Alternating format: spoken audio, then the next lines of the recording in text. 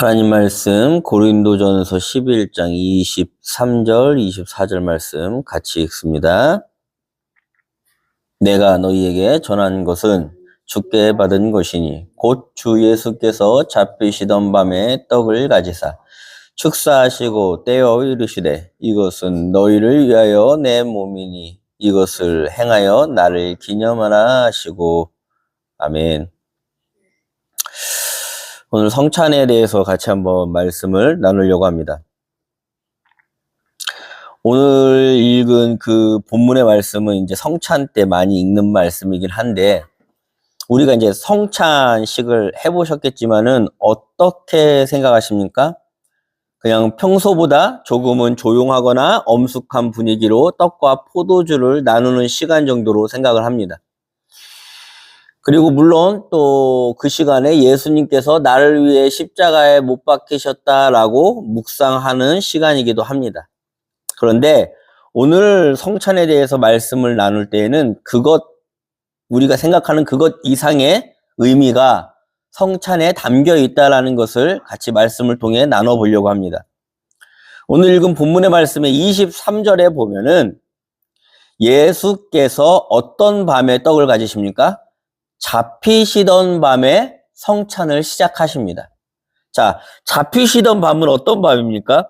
예수의 인생에 있어서 가장 비참하고 영혼의 어떤 어둠이 깃든 밤 아니겠습니까? 같이 밥을 먹고 있는데 유다가 슬그머니 자리를 일어납니다. 예수님은 아시죠? 어떻게 하려고 합니까? 유다가 가서 군인들에게 예수를 팔아넘기려고 자리를 뜨는 순간 아닙니까? 또한 베드로가 옆에서 예수님께 충성하겠다고 나를 오른쪽에 써달라고 이렇게 이야기할 때에 베드로의 눈빛을 통해 예수님은 뭘 보시겠습니까? 곧 있으면 나를 부인할 베드로가 더욱더 부각되어 나타날 겁니다. 어젯밤에는 겟세마네에서 땀방울이 핏방울이 되도록 기도했었습니다. 뭐라고요? 이 잔을 피할 수만 있으면 좋겠습니다 라고 기도했는데 돌아온 응답은 무엇이었습니까? 침묵이었죠. 그러니까 아버지의 뜻대로 이루어지길 원합니다 라고 마무리를 하고 내려왔지만 여전히 곧 있을 죽음과 공포가 남아있는 시간입니다. 지옥 같은 밤이죠. 그런데 예수님은 그 밤에 그 지옥 같은 순간 오히려 아무것도 못하고 집에서 방 안에서 이불 꽁꽁 둘러싸매고 움츠려들어야 할 그런 시간에 성찬을 갖더라는 겁니다. 근데 그 성찬을 가지실 때에 24절 말씀 같이 한번 볼까요? 축사하시고 떼어 이르시되 라고 합니다. 축사하시고. 여기서 우리가 이제 축사하시다가 헬라어로는 유카리스테오라는 단어를 쓰는데 그냥 감사 기도를 하다라는 의미입니다. 우리가 번역을 할 때에 이제 예수님이 축복하고 감사하다, 축복할 축자하고 감사할 사자를 써가지고 축사라고 쓰긴 썼지만 이게 의미가 자꾸 예수님이 축복했다라는 것만 의미가 부각되는 바람에 사람들이 많이 오해를 하는데 감사 기도를 했다라는 뜻입니다. 근데 도대체 이 영혼의 밤, 곧 있으면은 십자가를 향해 걸어가야 할 그 순간, 기도도 응답 안 됐고 제자들도 배신하고 아무튼 이래저래 심란한 그 밤에 감사 기도를 할 수 있었던 이유가 대체 무엇일까요? 우리는 흔히 이 감사 기도를 했다라는 성경 말씀을 보면서 억지로 쥐어짜는 감사를 하려고 합니다. 입으로라도. 어떤 사람은 정신승리라고도 얘기하지요. 근데 예수님의 이 감사 기도는 과연 그런 식의 기도였겠습니까? 아니라는 겁니다. 우리가 요한복음 13장에 보면 이런 말씀이 있습니다. 같이 한번 읽어볼까요? 저녁 먹는 중 예수는 아버지께서 모든 것을 자기 손에 맡기신 것과 또 자기가 하나님께로부터 오셨다가 하나님께로 돌아갈 것을 아시고, 이 감사는 하나님을 절대적으로 신뢰하는, 그러니까 돌아가는 상황은 내가 생각하는 것과 전혀 맞지 않아. 지금 곧 죽을 것 같고 가게도 망했고 뭐가 잘 안 됐고 사업도 안 되고 뭔가 무화과 나무도 없고 포도나무에 열매도 없고 감람나무도 없고 외양간에 송아지도 없고 막 이런 상황인데 예수는 하나님께서 나를 보내셨고 내가 다시 하나님께로 돌아갈 것을 아셨다라는 겁니다. 이게 신뢰고 이게 믿음입니다. 그러니까 이 믿음에 기반한 하나님과의 관계가 있으니까 이 영혼의 깊은 어두운 밤을 지날 때에 성찬식 앞에서 감사 기도를 할 수 있다는 겁니다. 모든 것이 주의 뜻대로 다 될 것을 믿습니다라는 겁니다. 성찬이 뭡니까? 앞에 빵과 포도주가 놓여져 있습니다. 그런데 이 빵이 그냥 돈 주고 산 빵이 아니라는 거예요. 하나님께서 입히시고 키우시고 모든 날씨를 주관하셔서 여기에까지 오게 한 하나님의 섭리를 보는 겁니다. 어디에서? 그 빵 한 덩이에서. 그 포도주에서 포도씨를 뿌리고 수확을 해서 포도즙 틀에 넣고 그 즙이 나와 이 상에 오르기까지의 하나님의 섭리를 믿는 겁니다. 어디에서? 그 포도주에서. 그러니까 그것을 보면서 나 역시 이 세상에 이 하나님께서 보내신 대로 빵과 포도주가 되어 배고픈 사람의 배를 채우고 목마른 자들의 목을 채울 수 있는 빵과 포도주가 하나님의 섭리를 따라서 진행되겠구나라는 걸 같이 보는 거죠.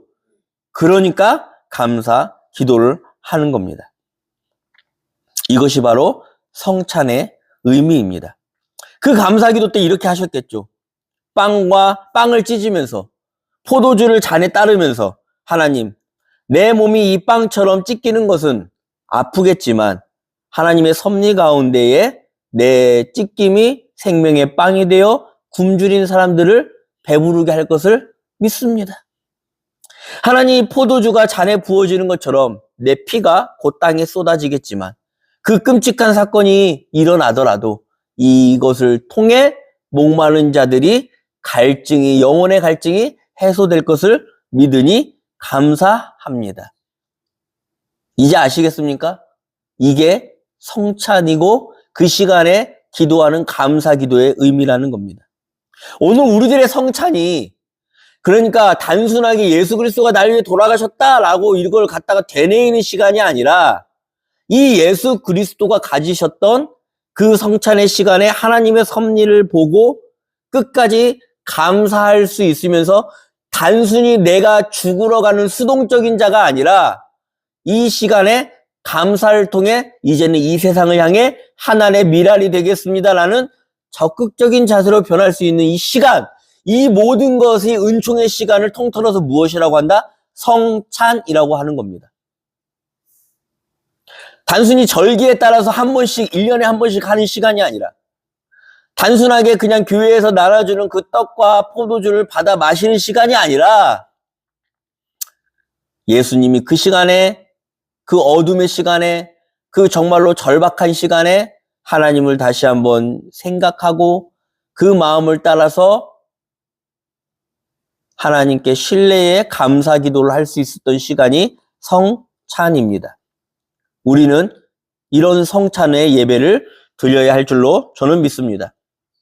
예배당에서 그 절기에 따라서 하는 성찬뿐만 아니라 여러분 당장 매일 대하는 식탁의 자리에서도 그 성찬을 시작할 수 있습니다.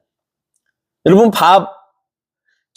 그 식탁 위에 올라오는 그 쌀 한 톨에 대해서 생각해 보십시오.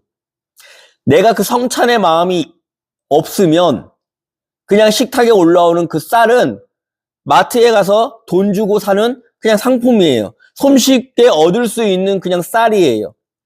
그런데 성찬의 마음으로 그 쌀 한 톨을 바라보기 시작한다면 그 쌀 한 톨에서 무엇을 볼 수 있습니까? 1년 내내 하늘에서 허락한 적당한 비와 바람, 때를 따라서 뜨거운 햇살, 천둥 소리, 그리고 그 땅의 토질의 비옥함, 모든 것이 그 우주의 기운이 움직여 하나님의 섭리 가운데에 쌀 한 톨이 생산된 것을 우리는 볼 수 있다라는 겁니다. 무슨 시간에요? 성찬의 시간에. 제가 좋아하는 홍순관 선생님의 노래가 있습니다. 쌀 한 톨의 무게. 가사를 잠깐 보여드릴까요? 그 노래가, 그 가사가 이렇습니다. 쌀 한 톨의 무게는 얼마나 될까? 내 손바닥에 올려놓고 무게를 잰다. 바람과 천둥과 비와 햇살과 외로운 별빛도 그 안에 스면네. 농부의 새벽도 그 안에 숨었네. 나락 하늘 속에 우주가 들었네. 이게 성찬의 힘이라는 겁니다. 모든 것이 하나님께로부터 왔고 하나님의 인도하심이 모든 것을 관리하신다라고 믿는 그 시간에 바라보는 빵과 포도주 그리고 그 쌀한톨이 우리들의 신앙을 다시 한번 하나님께 감사기도할 수 있게 만들어주는 시간이 바로 성찬의 시간이라는 겁니다. 이 성찬의 마음을 소유하고 그 성찬의 예식을 제대로 드린다면은 저는 단순한 정신승리가 아니라 진심으로 하나님 앞에 모든 것을 내어 맡기며 감사할 수 있는 기도를 할 수 있다라고 믿습니다. 이 성찬을 제대로 드리면 바울의 기도가 우리에게 이루어질 줄로 믿습니다. 바울은 뭐라 기도합니까? 같이 한번 읽어볼까요? 아무것도 염려하지 말고 오직 모든 일에 기도와 간구로 너희 구할 것을 무엇으로? 감사함으로 하나님께 아뢰라. 이 감사함이 우리가 항상 그냥 억지 감사가 생각했었지만 그게 아니라 성찬에서 흘러나오는 감사라는 겁니다. 진심으로 하나님을 신뢰하고 정말로 하나님께서 모든 것을 주관하신다라는 그 믿음에 기반한 감사. 그러니까 마지막에 감사함으로 기도할 수 있는 신앙이 우리들에게 나올 수 있다는 겁니다. 이게 성찬이라는 겁니다. 오늘 우리들은 어떠합니까? 정말로 그 쌀한톨에 대해서 성찬의 마음으로 받아 먹고 받아 마십니까? 아니라는 거죠. 그냥 내 배고픔을 채우기 위해서 밥을 집어넣고 내 욕망을 채우기 위해서 음식들을 산다라는 겁니다. 그렇게 빵과 포도주를 소비하기 시작했습니다. 하나님이 주셨다라는 그 마음으로 대하는 것이 아니라 그저 내가 돈만 주면은 쉽게 받을 수 있는 물건처럼 생각하게 된다라는 겁니다. 아담과 하와가 그랬습니다. 선악과를 주셨을 때에 성찬의 마음으로 하나님이 선악과를 동산 중앙에 놔두신 이유가 있겠지. 하나님의 섭리 가운데 이 모든 에덴 동산이 만들어졌으니까 중앙에 나무는 건드리지 말고 그 외에 수많은 풍족한 과일에 먹으면서 감사하면 되겠지라는 그 성찬의 마음이 있어야 되는데 자꾸 동산 중앙의 나무를 하나님 없이 내가 손만 뻗으면 내가 욕망을 채울 수 있는, 내가 손만 뻗으면 하나님처럼 될 수 있다라는 욕심에 사로잡히고 결국에는 그렇게 손을 뻗어서 선악과를 취한다라는 겁니다.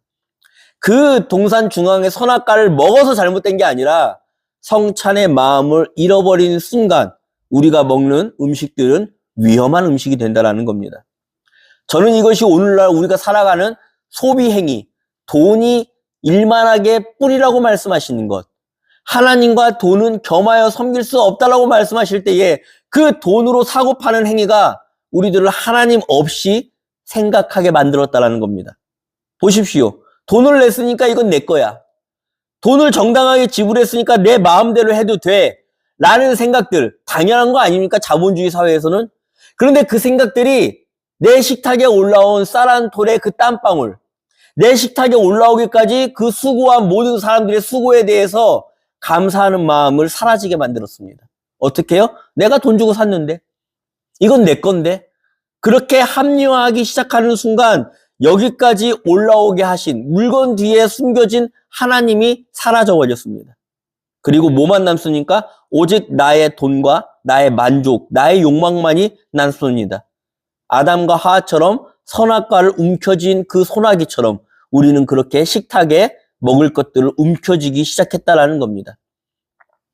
이런 당연한 소비 행위가 물건뿐만 아니라 우리는 사람에게까지도 이어지고 있습니다. 어떻게 합니까? 적당한 돈을 지불했으니까 사람을 함부로 고용합니다.